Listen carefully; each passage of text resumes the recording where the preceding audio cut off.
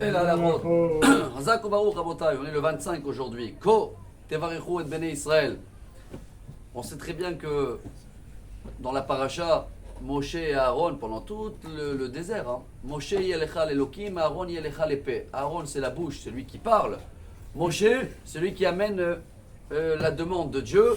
Et c'est vrai que devant Pharaon, vous allez voir où des fois c'est Moshe qui parle, mais souvent c'est Aaron qui raconte les choses pour que Pharaon peut les comprendre.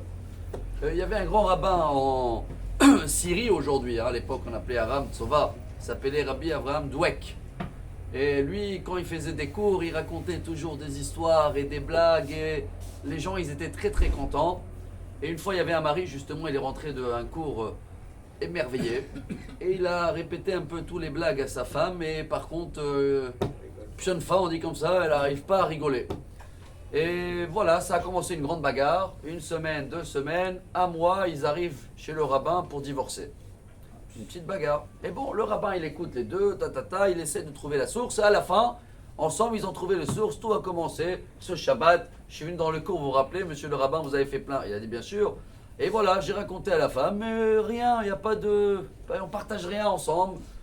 Le rabbin, il a dit, tu me permets, je vais répéter l'histoire, là, le cours. Il a dit oui, et le rabbin, il commence à raconter, la femme et le mari, ils rigolent tous les deux. Le mari, il comprend pas, il dit, c'est quoi cette honte que le rabbin, il me fait là, encore plus, il me rajoute de l'essence dans le feu. Et le rabbin, il s'arrêtait comme ça, il a dit, tu sais, si moi je suis Aaron, toi t'es Moshe Rabbeinu. Ah, le mari, il n'a pas compris. Il a dit, regarde, dans tous les parachiotes, c'est qui parle et qui raconte tout? C'est Aaron. Mais c'est qui est derrière tout? Le cerveau, le messager de Dieu, c'est Moshe Rabbeinu. Même si Moshe Rabbeinu ne pouvait pas s'exprimer, entre guillemets, de la même manière que Aaron, mais tu es encore plus grand que moi. Bon, ça a calmé l'histoire, ils n'ont pas divorcé. Mais le message pour nous, Rabotai, je le trouve excellent. C'est au nom du Rambam, le Maïmonide, qu'en général, on l'appelle Hanesh Eragadol, le grand aigle. Il a écrit des livres, 14 livres, Ayada Hazaka, des halachot.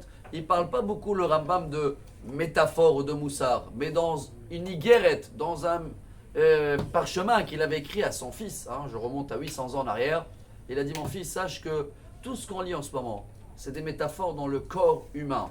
On a Pharaon, on le connaît, c'est le Yetzer Hara, il est là tous les jours pour nous embêter. On a le corps c'est les Égyptiens, ils travaillent avec Pharaon. Le corps, il n'a pas envie qu'on va aller des cours de Torah et tout, lui, il préfère aller les bains, le manger, etc.